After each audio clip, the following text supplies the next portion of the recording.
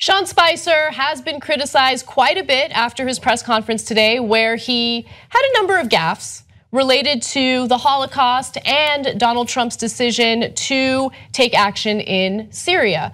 Now, we're gonna show you the video of what he said and why he got into so much trouble as a result of what he said. Let's take a look. We didn't use chemical weapons in World War II. You know, you had someone as despicable as Hitler who didn't even sink to using chemical weapons. So you have to, if you're Russia, ask yourself, is this a country that you and a regime that you want to align yourself with? Russia put their name on the line. So it's not a question of how long that alliance has lasted, but at what point do they recognize that they are now getting on the wrong side of history in a really bad way really quickly? So I think most people know that Hitler did use chemical weapons, not on the battlefield, but he used gas chambers to kill a lot of people. And so that statement obviously needed some clarification. And luckily a reporter asked for that clarification. So let's take a look at what he had to say. I just want to give you the opportunity to clarify something you said that seems to be gaining some traction right now. Quote, Hitler didn't even sink to the level of using chemical weapons. What did you mean by that? I think when you come to sarin gas, he was not using the gas on his own people the same way that Assad is doing. I mean, there was clearly, I understand your point, thank you. Thank you, I appreciate that. There was not he brought him into to the Holocaust Center, I understand that.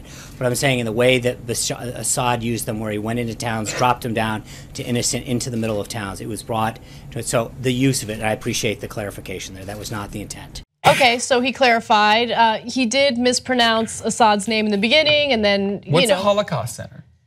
Is that like, that sounds like a cultural center where people gather and do community activities relating to the Holocaust, I guess? Is that what in Sean Spicer's mind? I'm assuming that's what happens. I don't know what was going on in his head. I don't know if he was just having a bad day and he misspoke and it was just gaffe after gaffe. But it was a nightmare, and as a result, there have been many people calling for his resignation. And I want to just quickly mention that before we get into a little more of what happened and why this happened. So apparently the Anne Frank Center for Mutual Respect is calling for his resignation. They say that Spicer's statement is the most evil slur upon a group of people who we have ever heard from a White House press secretary. Sean Spicer now lacks the integrity to serve as White House press secretary, and President Trump must fire him at once. That was the statement that they released. Nancy Pelosi released a similar statement, but I'm much less interested in reading that because it's Nancy Pelosi. There's a political component to that whatever. But anyway, that was a really, really bad way of handling that question, right? I don't know why he went in that direction. I think it was insanely irresponsible to talk about what happened in the Holocaust in the way that he did. I'm glad that he was asked for clarification because maybe he did misspeak, but what do you guys take of all of this? Wait, by the way, first you said Sean Spicer's having a bad day. Sean Spicer's been having bad days every single day since he came into office. Like literally every day for Sean Spicer's a bad day. He has gaffes over gaffes over gaffes every single day. This is just really irresponsible and almost insane to say. Like, do you have no one on your team that could possibly check you? Now, having said that, what I wanted to also point out that was that there is one positive outcome of this. We know that Donald Trump loves being in the spotlight. Certain insiders have mentioned that Donald Trump loves being in the spotlight so much that he hated that Steve Bannon was kind of taking away from that. And when a lot of people started calling him President Bannon, obviously there's a whole Jared Kushner, Steve Bannon thing going on behind the scenes as well. But that was one of the reasons why Steve Bannon was ousted.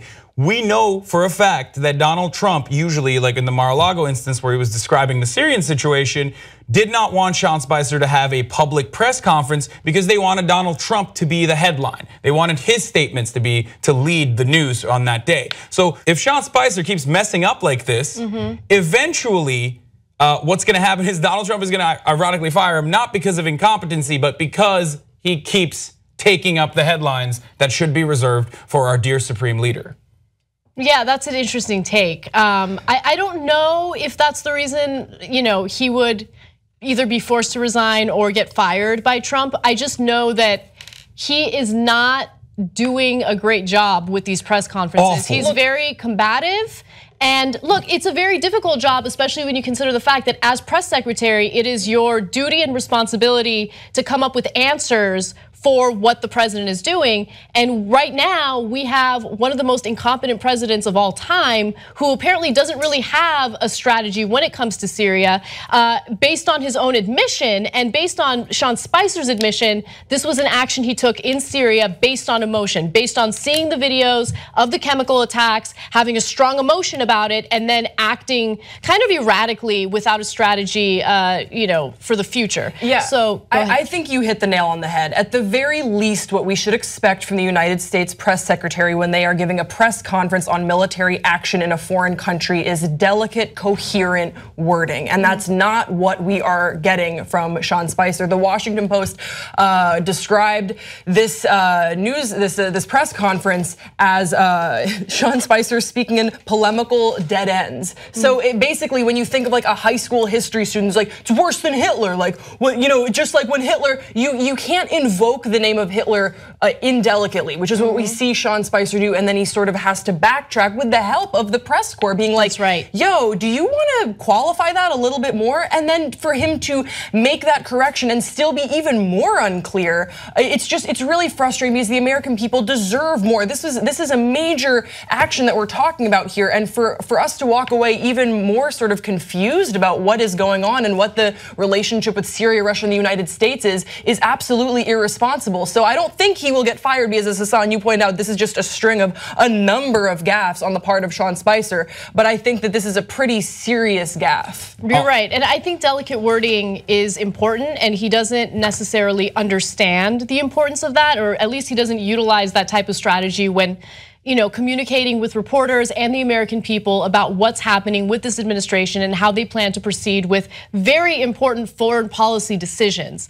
And so, again, I think that he, whether it was intentional or unintentional, minimized, the atrocious behavior of Hitler to justify the behavior of Donald Trump, and that is not the right way to handle this situation. The context behind why he said this is also incredibly important, because they're trying to portray the picture that, we're not soft on Russia. We are just trying, like, there are enemies as well. It's a total BS. It's a good way of distracting from the Russia investigations, or at least making it appear that there's no collusion, there are no weird alliances between the administration and Putin because, hey, we went against what Russia wanted and did what we did. And so whether this action was politically motivated, which of course that is a huge possibility, or just straight emotionally motivated, it doesn't matter.